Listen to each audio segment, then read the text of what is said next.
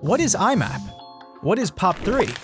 What's the difference between the two, and what role do they play in delivering emails? Tune in to find out. Hello, and welcome to Mailtrap Videos, where we explore the world of emails.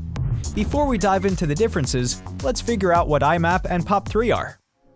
IMAP, or Internet Message Access Protocol, is a communication standard for accessing emails. When an email arrives at the recipient's door, IMAP is used to retrieve the message. IMAP won't delete messages automatically. The user deletes them on demand.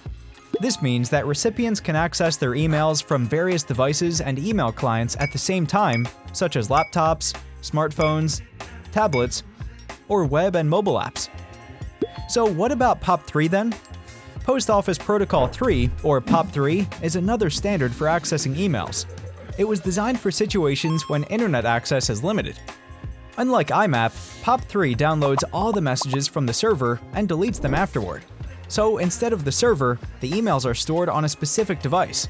This means that you can access your emails from only one device at a time. So the key differences between IMAP and POP3 are as follows. IMAP stores emails on a remote server, while POP3 downloads emails to the local device. With IMAP, an internet connection is required to view the entire contents of the email. With POP3, users can access their emails offline. With IMAP, users can organize emails on a server, but they don't have that option with POP3.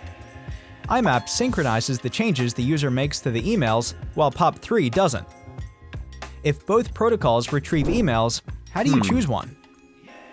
Choose IMAP if you need to access emails from different devices. You need to organize your emails in folders or some sort of hierarchy. You have unlimited server storage space, and you have a constant and stable internet connection. Go for POP3 if your internet connection is unstable or even unavailable.